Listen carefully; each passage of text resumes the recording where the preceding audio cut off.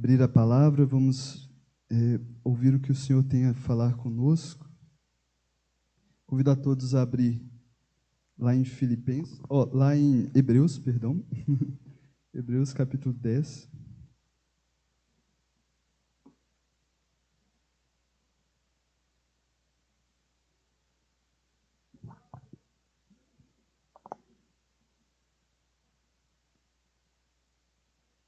Nós vamos ler a partir do versículo 35.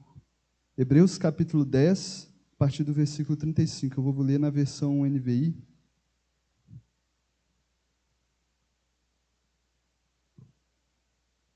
Hebreus capítulo 10, versículo 35. Os irmãos acharam, amém? A palavra do Senhor diz assim: por isso não abram mão da confiança que vocês têm. Ela será ricamente recompensada. Vocês precisam perseverar, de modo que, quando tiverem feito a vontade de Deus, recebam o que Ele prometeu. Pois em breve, muito em breve, aquele que vem virá, e não demorará. Mas o meu justo viverá pela fé, e se retroceder, não me agradarei dele. Nós, porém, não somos dos que retrocedem e são destruídos, mas dos que creem e são salvos. Amém. Nós estamos lendo aqui a carta aos Hebreus. Nós não sabemos exatamente quem escreveu essa carta, né? Algumas pessoas dizem que foi Paulo, tem algumas características em comum com Paulo, mas outras muito diferentes. A escrita dessa carta é um pouco difícil de se entender às vezes, né? Nós, de fato, não sabemos quem escreveu. Alguns dizem que foi Barnabé, alguns dizem que foi Apolo, alguns dizem que foi Silas, até mesmo Priscila, né? Priscila, Áquila e Priscila. Nós não sabemos exatamente quem foi, né? Mas nós também temos a informação de que essa carta ela foi escrita provavelmente para cristãos judeus, né? Da região ali ou da Palestina ou da Itália, durante a época de 60 a 90 depois de Cristo. E o conteúdo dessa carta é o quê? É a superioridade de Cristo, né? A carta de Hebreus toda vai tratar sobre fazer comparações entre uma aliança antiga, em que havia aqueles sacrifícios, o tabernáculo, e uma nova aliança que foi feita através de Jesus Cristo. E ele vai trabalhar como essa aliança em Jesus Cristo é muito superior, né? Muito superior à antiga aliança, né? Os versículos que nós lemos aqui, ele começa a abordar o assunto que está nele no capítulo 9, o capítulo anterior, né?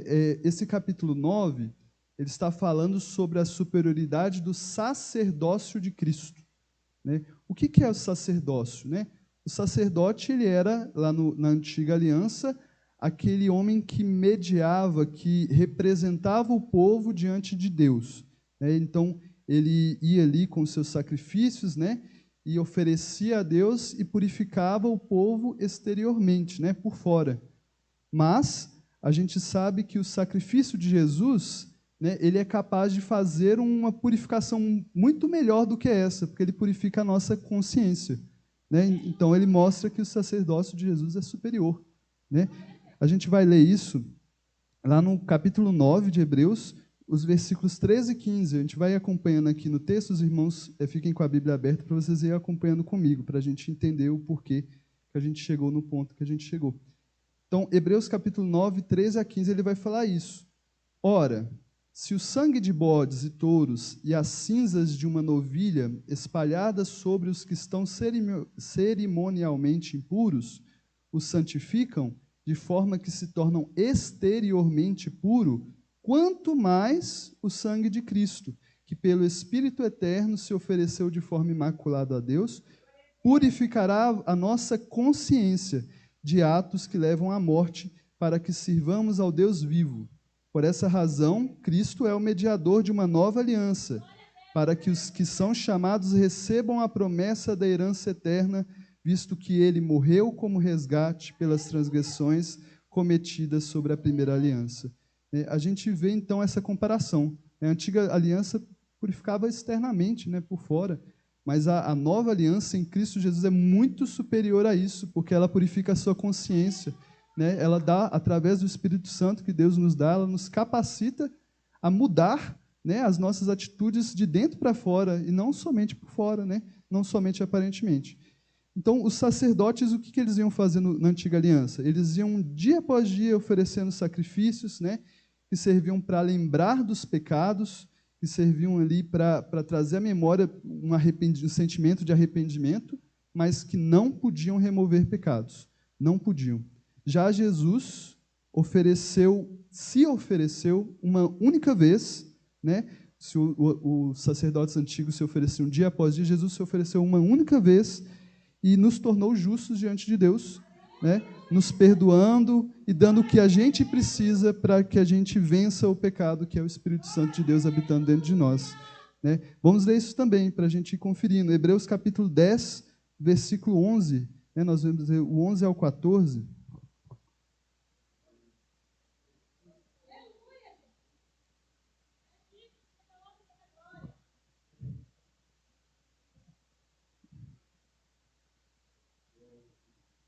Diz assim: dia após dia, todo sacerdote apresenta-se e exerce os seus deveres religiosos.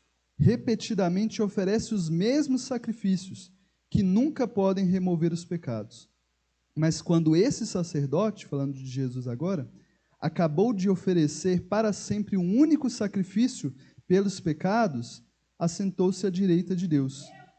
Daí em diante ele está esperando até que os seus inimigos sejam como estrada dos seus pés, porque por meio de um único sacrifício ele aperfeiçoou para sempre os que estão sendo santificados. Amém. Glória a Deus, né?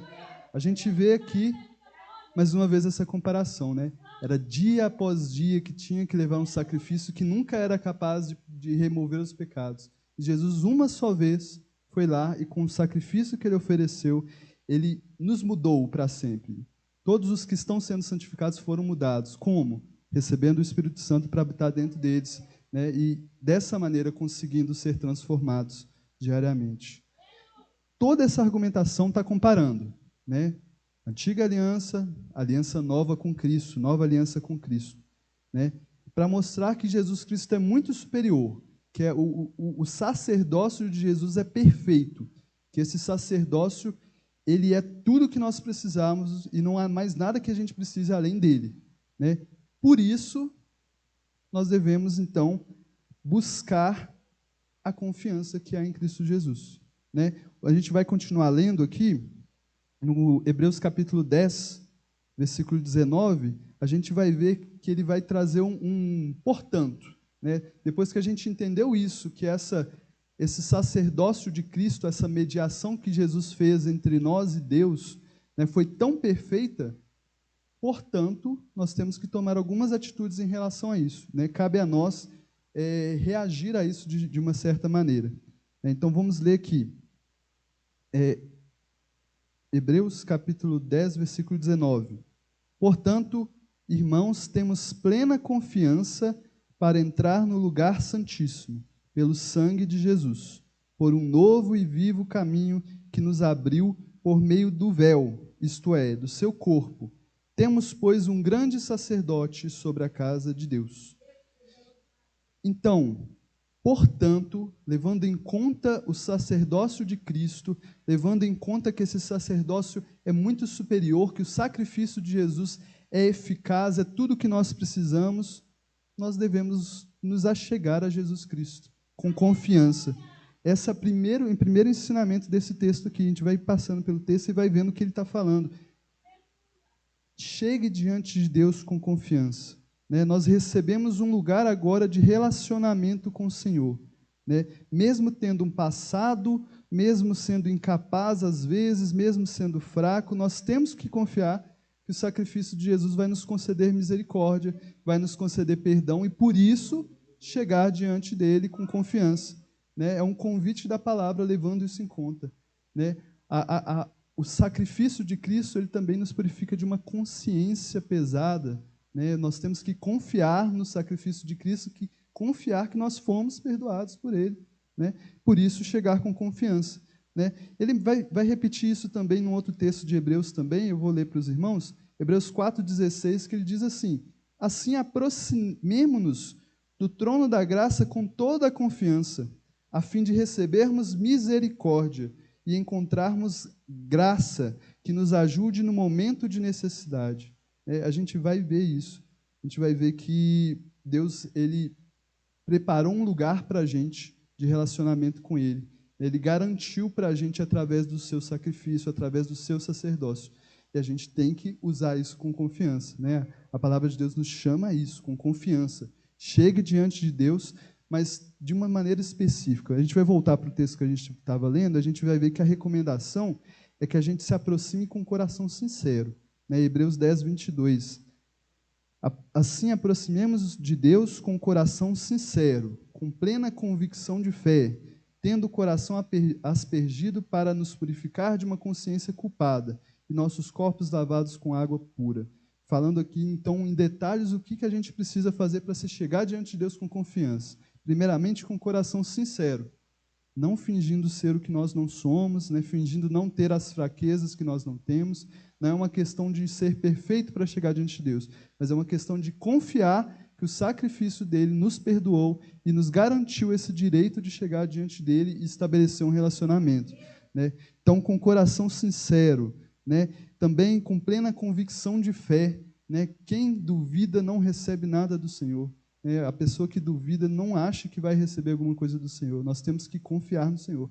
Nós temos que crer no Senhor para receber o que Ele tem para nós.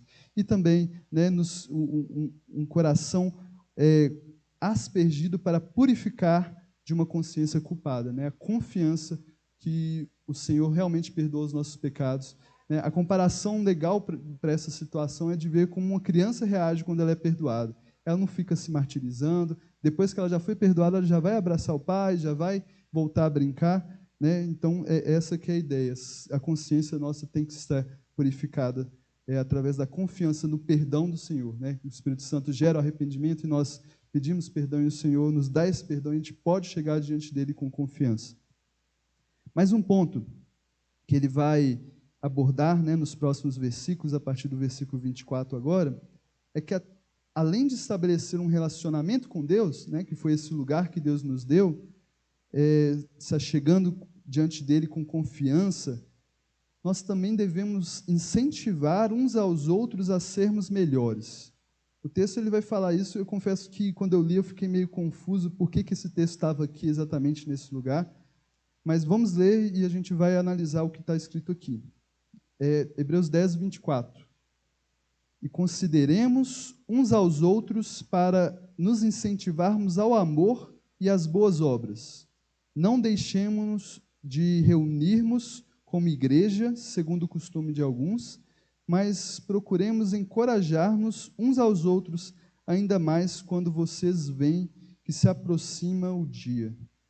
Então, nós estamos falando de quê? Né? Nós estamos falando do sacerdócio de Cristo, que nos deu um lugar de acesso a Deus, ou seja, que nos reconciliou com o nosso Deus, que nos deu um lugar para novamente estar unidos com Deus, nos relacionarmos como filhos diante dele.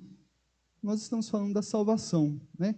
A consequência do pecado sempre foi a separação de Deus, né? E a reconciliação é você voltar ao seu estado de filho e salvo perante o Senhor. E esse processo de incentivar uns aos outros ao amor, que ele vai abordar, né, ao amor e às boas obras, né, de se reunir em igreja, é um processo de santificação. Né? É difícil um pouco entender isso, mas a gente vai entender quando a gente lê o próximo versículo também.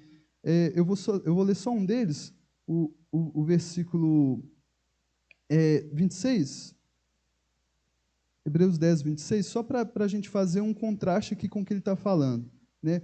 O versículo 26 fala assim, porque se vivemos deliberadamente em pecado, depois de termos recebido o pleno conhecimento da verdade, já não resta sacrifício pelos pecados. Então, ele fala do sacerdócio, ele fala para criar um relacionamento com Deus, e ele fala para nós nos incentivarmos uns aos outros a boas obras e ao amor. Se a gente não faz isso, a gente está vivendo em pecado, né? Ele faz um contraste aqui. Ou você vive esse processo, ou você está vivendo em pecado. Então, eu vou voltar aqui, nesse texto, né, falando da reconciliação, para fazer um parênteses em relação ao que é a igreja. Tá? É importante a gente falar o que é a igreja. Através dessa convivência que nós temos aqui, né, através do confronto que às vezes nós recebemos da palavra, através das correções da palavra também, dos ensinos, e através não só do que vem aqui do púlpito dos pastores, mas através da relação que nós temos uns com os outros. É um mistério isso, mas o Espírito Santo se movendo na igreja, ele vai nos moldando, né? Nós fazemos parte de um processo de Deus de santificação que acontece convivendo uns com os outros, incentivando uns aos outros as boas obras e ao amor, né? Isso acontece quando a gente observa um irmão tratando o outro de uma maneira amorosa, a gente observa assim, ou observando o irmão sendo paciente com o outro, ou até mesmo nas situações em que o irmão não dá o bom exemplo, mas a gente vê o outro reagindo com amor, da maneira que o Senhor quer. E a gente sabe que na igreja nem sempre os irmãos vão agir da forma que o Senhor espera, mas tão importante quanto agir é a gente aprender a reagir conforme o Senhor quer, né? Então, nesse processo da igreja, às vezes de ser maltratado, de alguém olhar de maneira errada, de um olhar torto para a gente, e a gente reagir com amor, também faz parte do processo de amadurecimento do Senhor, né? O processo em que o Senhor está nos santificando, nos transformando à imagem do seu Filho, né? Dia após dia. Então, é por isso, né? É por isso que, nesse próximo versículo aqui, a gente vai ver o texto tratando sobre pecado. Porque ou você passa por esse processo de incentivar e ser incentivado ao amor e às boas obras na igreja, em comunhão com os irmãos, né, no convívio, às vezes suportando o irmão mais chato ou os irmãos mais legais. Eu digo isso porque a igreja é o lugar onde quem precisa de ser curado vem, né, quem precisa ter a sua vida transformada vem, né? Então, é o lugar onde as pessoas mais necessitadas estão. Então, a gente vai conviver com pessoas chatas, vocês vão conviver com eu sendo chato com alguma coisa, eu sendo teimoso, né? Os jovens falando aí. E eu vou conviver com os irmãos, às vezes com algumas chatices, às vezes com alguns defeitos de caráter, e tudo isso faz parte desse processo de Deus que é temperado com o Espírito Santo derramando o amor dele em nossos corações, né? E com isso nós vamos sendo moldados pelo Senhor. Se continuarmos a pecar deliberadamente depois que recebemos o conhecimento da verdade, já não resta sacrifício pelo pecado, mas tão somente uma terrível expectativa de juízo e de fogo intenso que consumirá os inimigos de Deus. É importante eu dizer que quem não quer ser corrigido vai sair do lugar onde a correção acontece. Quem não quer ser confrontado vai sair do lugar onde o confronto acontece, né?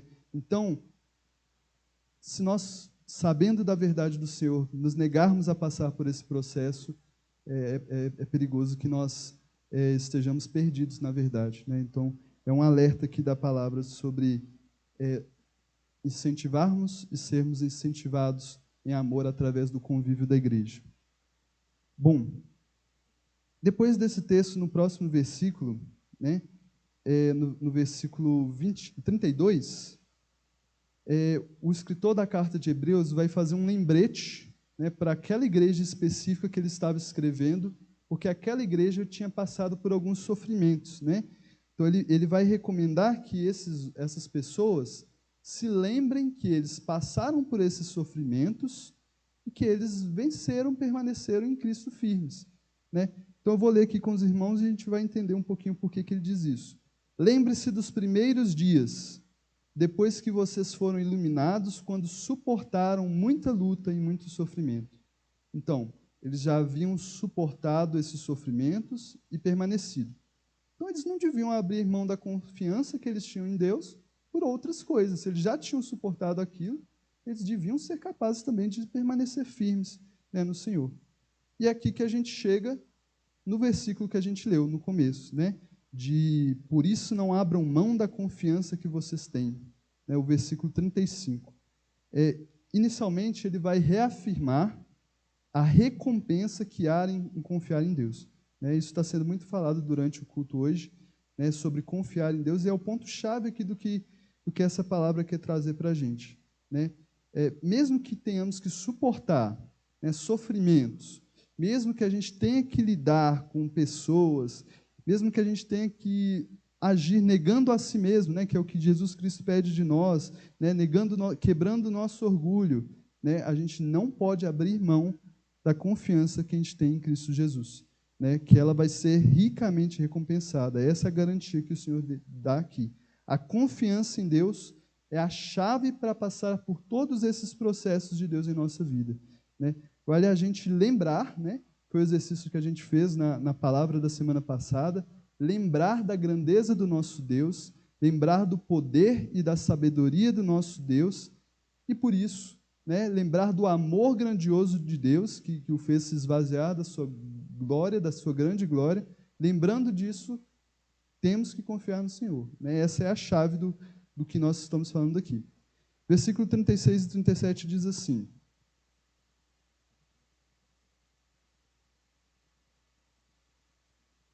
vocês precisam perseverar, de modo que, quando tiverem feito a vontade de Deus, recebam o que Ele prometeu, pois em breve, muito em breve, aquele que vem virá e não demorará.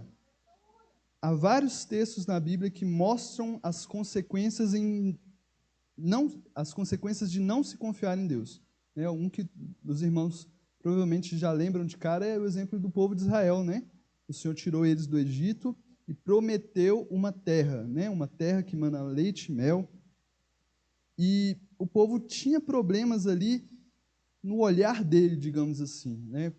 Por várias vezes eles olhavam para as circunstâncias e deixavam de confiar em Deus. Ou então, quando os espias foram ver a terra prometida de Deus, né? Eles viram que a terra era boa, eles viram que havia lá gigantes, e eles falaram que não, nós somos pequenos, eles são muito maiores do que nós. Então, olhando para si mesmo. E o problema foi que eles não estavam olhando para Deus, né? Para quem tinha prometido a eles, né? Um Deus que tirou eles com mão forte do Egito, o Deus que tinha toda a capacidade de colocá-los naquela terra, né? E a não confiança deles, né? A falta de confiança deles em Deus fez eles não perseverarem. Deus cumpriu a promessa, mas esses que duvidaram não receberam. Esses que duvidaram ficaram no deserto, né? Os únicos que receberam foram Josué e Caleb, né? Que creram no Senhor, confiaram na promessa dele, lembrando quem é o Deus que prometeu, né? Perseveraram, né? Nós também temos o exemplo de Pedro andando sobre as águas. A gente comentou com os jovens hoje na lição da escola dominical, né? Que enquanto ele estava olhando ali para Jesus, ele andou sobre as águas. Quando ele olhou para a tempestade, ele começou a não confiar, né? Ele começou a ter medo, ele viu as dificuldades, e esse olhar para as dificuldades e ter medo que fez ele começar a afundar, é como se fosse uma declaração de não confiança em Deus. Olha, Deus, essa tempestade aqui vai me derrubar, ela é mais forte até que o Senhor, o Senhor não é capaz de me manter aqui andando sobre as águas, né? Então ele não confiou no Senhor e por isso estava afundando. Olha o que Jesus disse para ele, isso está lá em Mateus 14:31, vou ler para os irmãos. Imediatamente Jesus estendeu a mão e o segurou e disse: homem de pequena fé, por que você duvidou? Né? Por algum momento ele duvidou de Jesus. Né? Então, são as consequências de não confiar em Deus, né? Afundar ali no caso de Pedro. Então, durante esses processos, enquanto a gente espera, né, o cumprimento de alguma promessa de Deus, nós devemos andar em fé, né, viver pela fé, confiando em Deus. O texto ele vai continuar assim, Hebreus 10:38. Mas o meu justo viverá pela fé. Ele está citando o profeta Abacuque, né? E se retroceder, não me agradarei dele. Né? Nunca retroceder, nunca duvidar do nosso Senhor Jesus, porque quem retrocede não recebe. Quem retrocede não recebe o que o Senhor tem para ele. Né? O último versículo desse capítulo diz assim: nós, porém, não somos dos que retrocedem e são destruídos, mas dos que creem e são salvos. Bom, eu quero trazer uma conclusão para os irmãos aqui, né, um resumo do que foi dito aqui. a um nível individual e a um nível de igreja, né? O texto falou sobre o sacerdócio de Cristo Jesus, que é perfeito, né? E que esse sacerdócio preparou para nós um lugar de relacionamento, um lugar onde nós podemos ir diante de Deus com confiança, crendo no seu amor, crendo na sua misericórdia, no seu perdão e recebendo misericórdia, recebendo socorro. Nós recebemos esse lugar através de Jesus Cristo, por Jesus Cristo, né, que Ele é o próprio caminho, né? E fomos recomendados a passar pelo processo de santificação que acontece na igreja. Não tem como fugir disso, né? Acontece na igreja.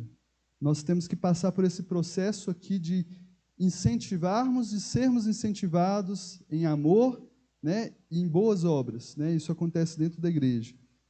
Então, individualmente, talvez a recomendação que essa palavra dá é para que a gente, primeiramente, olhe para Ele, que a gente veja a grandeza do seu poder, que a gente veja a grandeza do seu amor, né, que a gente veja a perfeição do seu sacrifício, da sua obra em nossas vidas, né, de que Ele nos deu perdão, o lugar de relacionamento com Deus, e que a gente confie nisso.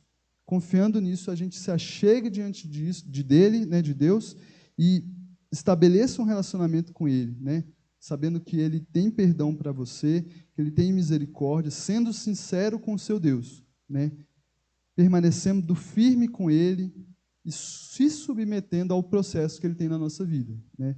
A gente tem que ter esse coração de confiar, inclusive em Deus, durante os processos que a gente passa, né, esse processo de suportar, às vezes, as pessoas no trabalho, esse processo, às vezes, de estar na igreja e não estar se sentindo tão bem, até que o Senhor molde as pessoas ao nosso redor através da nossa reação de amor com Ele também.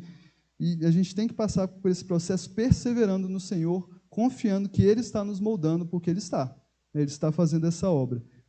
Para cada um de nós individualmente, eu deixo um versículo que está lá em Filipenses 1,6, que diz que estou convencido de que aquele que começou a boa obra em vocês vai completá-la até o dia de Cristo Jesus, né? Paulo, quando escreveu essa carta, ele estava convencido disso, né? Ele, talvez, olhando para Deus, viu que Deus é fiel mesmo, e que Deus é poderoso mesmo, e que Deus sabe de todas as coisas mesmo, e que, como Ele prometeu, Ele vai cumprir, Ele vai concluir a obra que Ele iniciou na vida de cada um de nós, né? Mas agora também vale a pena falar algo especial para a nossa igreja, especial para o Sagrada Família aqui, porque há algo subentendido entre nós, né, que há uma promessa de Deus para essa congregação. Deus falou com nós diversas vezes que muitas vidas seriam salvas nesse local, né, que a gente veria, essa igreja serviria como um farol, né, como uma fonte de luzes para onde as pessoas correriam e seriam salvas, e nós cremos nisso. Nós esperamos, inclusive, que fazer parte disso é o desejo do nosso coração, né? Então, a gente precisa, então, nos atentar um pouco sobre o que Deus fala através dessa palavra, né? Nós estamos recentemente passando por esse processo que a gente descreveu aqui, o processo de nos achegar, né? Nós estamos nesse processo de nos achegar a Deus, clamar ao Senhor pelo cumprimento da sua promessa, né? Pedindo a Deus em oração, confiando nele, confiando que nós não somos capazes, mas Ele é Deus que vai cumprir a sua palavra, né? Então, há algumas partes desse processo que a gente precisa estar muito atento, né? Uma delas é a importância do processo de congregar, né? Nós falamos aqui eu já comentei aqui, né? Por mais que cada um dos irmãos seja diferente, cada um tenha seu defeito, sua qualidade, cada um passando pelas suas lutas, né? O processo que Deus faz na igreja é importantíssimo e vai refletir na forma como as pessoas vão ser salvas e vão permanecer aqui. É a forma como a gente se trata, a forma como a gente busca reagir a tudo que acontece aqui, né? O zelo que nós temos tanto pela igreja, pelas coisas da igreja e pelos irmãos, principalmente, o cuidado que a gente tem uns com os outros. A gente precisa passar por esse processo com cuidado, né, com muito cuidado, tendo esse cuidado de incentivar uns aos outros a isso, ao amor e às boas obras, né? É o que esse texto vem falando aqui com a gente. O segundo ponto é perseverar, né, continuar nessa direção, confiando que o Senhor vai fazer. E a confiança é a chave, né? O Senhor vai fazer independente da nossa capacidade, né? Ele vai nos capacitar para isso, independente da nossa fraqueza, porque Ele vai nos fortalecer. É isso que o Senhor fez com todos os seus servos que em algum momento se sentiram incapazes, né? Moisés falando, eu não sei falar, né? Jeremias, Isaías se sentindo jovens demais para falar, mas eles tinham que olhar para o Deus vivo, né? Na escola dominical a gente comentou aqui que houve o exemplo positivo disso em Davi, né? Que enquanto os outros olhavam para si e duvidavam, Davi, ele, diante de um gigante, ele foi no nome do Senhor, confiando no nome do Senhor, e no nome do Senhor ele venceu aquele gigante, né? Para a glória de Deus. Então a gente deve perseverar confiando não em nossa capacidade, né? Mas na capacidade do Senhor, né? Devemos caminhar conforme a direção de Deus, perseverando, né? Tudo isso será possível através da confiança em nosso Deus. A gente precisa olhar para o nosso Deus e lembrar quem Ele é. Muitas vezes a gente olha para si mesmo. Lembre-se de quem o seu Deus é. Lembre-se do poder dEle. Lembre-se do amor dEle. Lembre-se das promessas dEle, que não há a menor chance delas não se cumprirem. Nosso Deus é fiel e Ele vai cumprir. Mas que a gente observe isso, esses detalhes, de passar pelos processos dEle, para que a gente não seja uns dos que não confiam e retrocedem, porque esses não vão participar do que o Senhor tem. Isso é muito triste, né? As pessoas que não confiando no Senhor não participam das promessas que Ele tem, né? Basta confiar na palavra do Senhor, confiar que Ele é o Deus fiel, né? Nós temos que confiar no nosso Deus. Nós temos que confiar no nosso Deus. E é muito simples essa lógica da confiança.